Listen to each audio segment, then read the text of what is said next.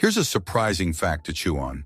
China now controls roughly 50 to 70% of the world's squid catch. In concrete terms, that's well over 1 million metric tons of squid per year, enough to fill thousands of rail cars. Think of the calamari rings on your dinner plate. A huge portion likely started in one of these distant Chinese trawlers. With so many squid ending up on tables from Beijing to Boston, one question matters. How do they catch so many squid? Let's set sail into the world of China's squid boats and discover the secrets of their catch. China's squid harvest relies on a chain of huge investments, advanced planning, and onboard know-how. Here are the key pieces of that chain. A massive government-backed fleet. China has deliberately built the world's largest distant water fishing armada. In fact, Chinese distant water fisheries catch over 5 billion pounds of seafood a year, and the biggest portion of it is squid. To get there, the government has poured billions in subsidies into bigger ships and cheaper fuel. The result? Enormous steel trawlers that can stay at sea for months. These vessels are so large that they scoop up as many fish in a week as a local boat might catch in a year. By comparison, the U.S. distant water fleet has fewer than 300 vessels. With thousands of boats cruising the high seas, China's squid fleet simply overshadows every other squid fishery on the planet. Satellite and data-guided hunting. China doesn't send its ships blind. The government and fishing companies use satellite data, oceanographic research, and even military-grade logistics to track squid migrations. Researchers have reported that the Chinese state feeds its fleets real-time updates on major squid hotspots. For example, in 2022, about 260 Chinese ships were seen jigging together in one part of the Pacific. When one spot was fished out, the entire armada raised anchor and repositioned 100 miles away in unison.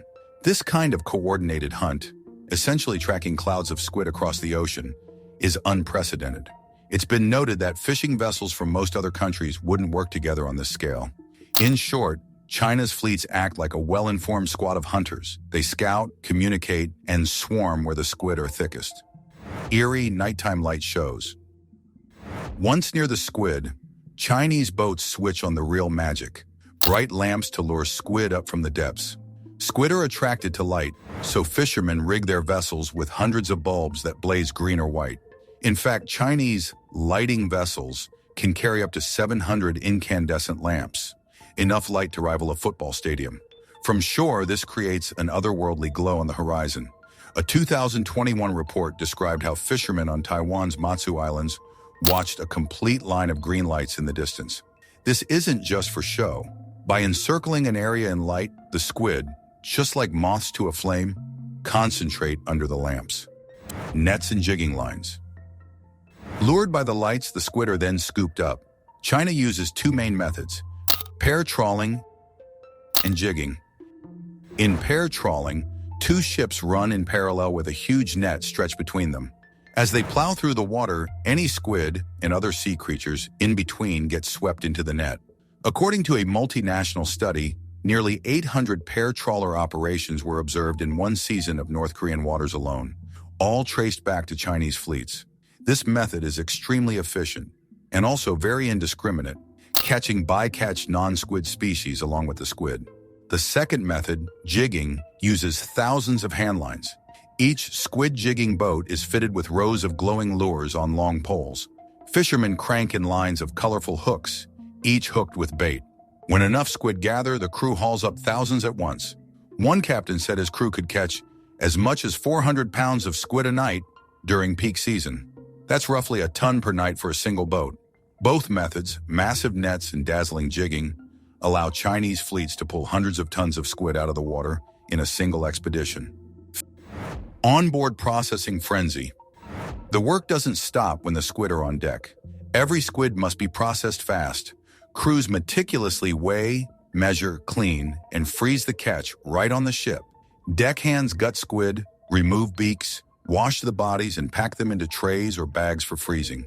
Reports from the high seas describe crews weighing, measuring, washing, sorting, eviscerating, or packing the squid into metal trays for freezing and bagging.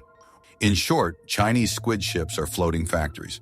They catch and immediately process huge quantities of squid to preserve freshness, allowing them to stay out at sea for months. Many vessels even have medical bays or run as flying hospitals for the crew.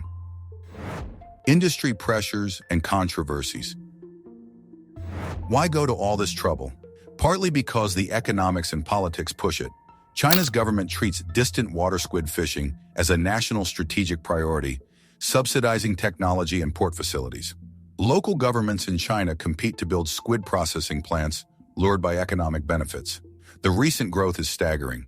China's squid catch has exploded from just 30,000 tons in 1998 to nearly 1.1 million tons in 2022. All this is driven by rising demand at home and abroad, but this level of harvest raises alarms. Pair trawling, in particular, is criticized for killing millions of non-target fish. There are even reports of some Chinese ships ignoring territorial lines. The very lights near Taiwan were labeled encroachment by local officials. And behind the scenes, NGOs have uncovered dark fleets of Chinese boats fishing illegally. For example, in sanctioned North Korean waters, grabbing an estimated $500 million in squid since 2017. Labor watchdogs also document horrific conditions for crews, long hours, beatings, and dangerous work. All of these pressures, ecological, political, are tangled up with how the squid are harvested. Just when you think you've heard it all, China is now testing AI-driven lighting systems to optimize squid attraction. Yes, there's even a government R&D project where squid boats use sensors and artificial intelligence to fine-tune their lamps. In essence, China's squid harvest hinges on combining old-school fishing with cutting-edge coordination. It uses flashy technology like laser bright lights and satellites and raw muscle, big steel boats and countless nets in a way no other country currently does. The next time the sky looks unworldly green, remember, it might not be aliens. It could be hundreds of hungry squid boats chasing the world's favorite cephalopod. China's squid story shows how big it can get when politics, technology, and nature collide on the high seas. Keep asking questions like, how did this get here? And you'll uncover more of the hidden gears behind our everyday world.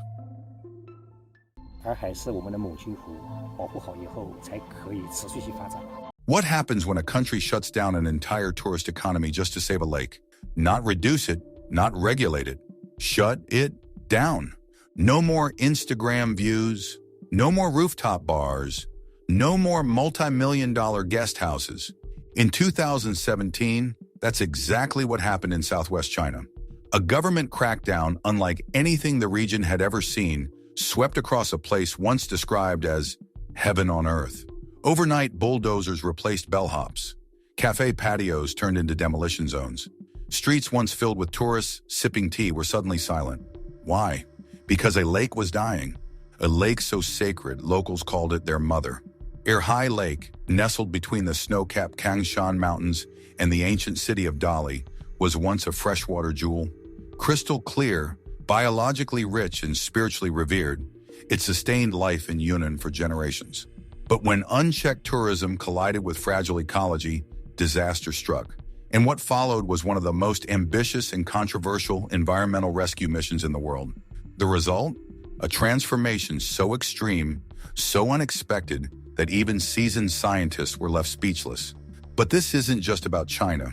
If you've ever wondered whether a dying ecosystem can truly be saved, or if governments ever take environmental collapse seriously, what happened here will shock you. Because in the battle between economy and ecology, China picked the lake, and what they found beneath its surface was worse than anyone imagined. But that's not even the wild part. The real story is what happened after. Erhai wasn't just another scenic stop on a tourist map.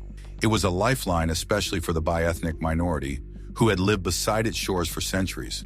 They fished its waters. They farmed with its water. They prayed by its banks. Ceremonies, festivals, even funerals often involved the lake in some way. To the Bai people, Erhai wasn't a body of water. It was a body of memory, a source of food, identity, and spiritual continuity. But that harmony began to fracture in the 2000s. As China's middle class exploded, millions began traveling domestically. Dali and the Erhai region, known for its mountain views, cobbled streets, and lakefront charm, became a magnet. By 2016, Erhai was receiving over 40 million visitors a year. That's more than the entire population of California squeezed into an area smaller than one of its counties. And it didn't take long before things spun out of control. Small villages quickly turned into pop-up Instagram towns.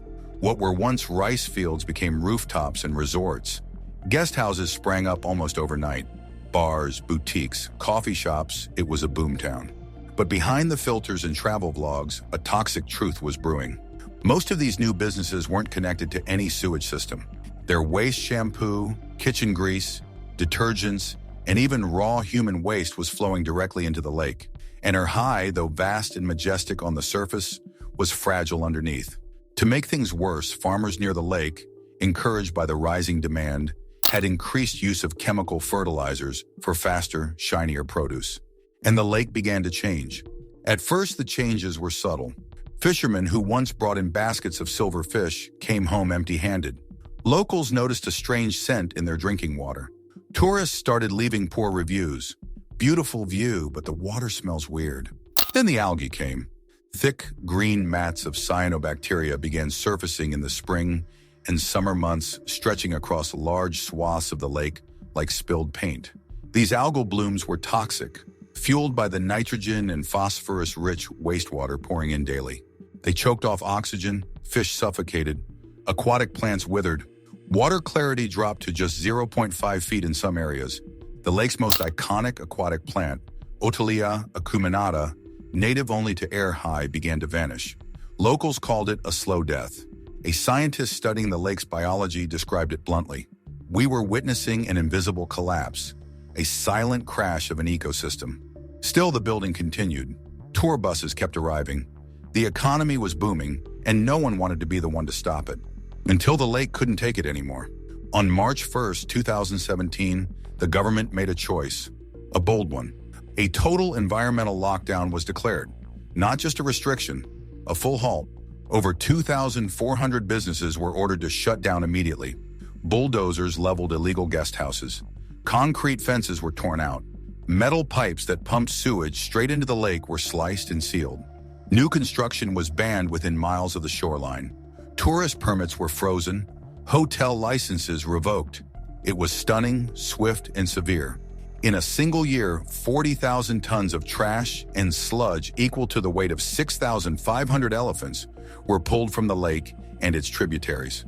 Dredging boats operated 24/7. Divers pulled up abandoned toilets, car tires, old appliances, things no one expected to find beneath the once clear water. Local communities were in shock. Many lost their livelihoods overnight, but others saw it differently. This is what it takes to save a dying mother, one elder reportedly said. Once the pollution was removed, the real engineering began. A 19-mile underground sewage pipeline was built, designed to intercept all residential and commercial waste before it could reach the lake. More than a dozen pumping stations and advanced treatment plants were added. They didn't just fix the old infrastructure, they reimagined the entire system. Clean water was recycled for irrigation. Waste sludge was converted to safe fertilizer. Runoff from farms was redirected through filter channels and sediment traps. But something was still missing. Technology alone wasn't enough to keep air high clean. It needed nature's help. Thousands of acres around the lake were rewilded. Swaths of shoreline were converted into artificial wetlands, engineered ecosystems that mimic nature's way of cleaning water. These wetlands absorbed runoff. They filtered toxins. They trapped sediment. And most importantly, they invited life back in. Native grasses and reeds reappeared. Herons stalked the shallow waters. Dragonflies danced over the reeds. Frogs returned. Even the riverbanks changed. Once lined with cement and trash, they were now home to butterflies, birds, and wildflowers. Birdwatching towers replaced beer gardens. Meditation trails were built where noisy roads once ran. Sensors were installed everywhere measuring pH levels, turbidity, nutrient concentrations, a constant digital guardian watching over the lake. By 2020, just 3 years after the crackdown, something unexpected happened. Water clarity skyrocketed. In some areas, you could see 7.5 feet down a level not seen in decades. Local fishermen began reporting something astonishing. They were catching golden line barbel, a native fish believed to have been extinct in air high since the 1980s. And not just a few, they were spawning. Soon after, crustaceans returned. So did migratory birds. Even underwater plants that only grow in pristine conditions began to flourish again. Ear high, the dying lake, wasn't just surviving, it was thriving. Erhai's revival didn't go unnoticed. Scientists, conservationists, and environmental officials from around the world came to study the Erhai model. Delegates from countries like Kenya, India, and Thailand toured the area, hoping to bring the approach home. China's own Ministry of Ecology gave Erhai the highest possible water quality rating for 3 years in a row.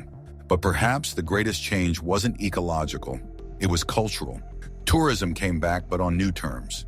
Ecotourism replaced mass tourism. Rooftop bars gave way to tea gardens and nature lodges. New businesses had to pass strict environmental audits. Locals received education on watershed health. Children were taught the history of Erhai's collapse and its revival in school. Farmers shifted from high-fertilizer crops to organic blueberries, plums, and cherries. A local Erhai brand of produce now carries a lake-safe label. For the people of Dali, the lake wasn't just a natural wonder anymore. It was a shared responsibility. So what does this mean for the rest of us? Whether you live beside a lake, a forest, a coastline, or even just care about the world your children will inherit, Erhai holds a message that even when destruction seems irreversible, it's not. Even when governments seem paralyzed, they can act.